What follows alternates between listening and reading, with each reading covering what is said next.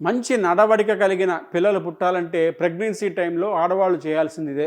పెళ్లి చేయటం మన చేతుల్లో ఉందేమో, కానీ మంచి నడవడిక కలిగిన పిల్లలు పుట్టాలంటే మన చేతుల్లో లేదు కదా.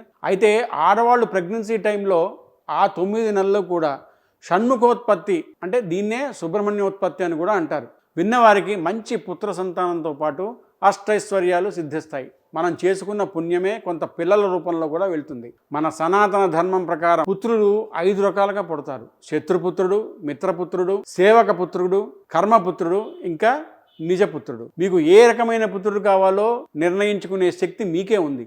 అలాగే పితృదేవతల యొక్క శాపాన్ని కూడా నివారించే శక్తి ఈ సుబ్రహ్మణ్యోత్పత్తిలో ఉంది. ఎందుకంటే పెద్దలు ఎవరైనా తిథులు సక్రమంగా నిర్వహించకపోతే ఆ పాపం ఊరికే పోదు, అది పిల్లల రూపంలో బాధిస్తుంది. అందుకే తప్పనిసరిగా సాయంకాలం వేళ అసుర సంధ్య వేళలో అటు ఇటు వాక్ చేస్తూ వినండి.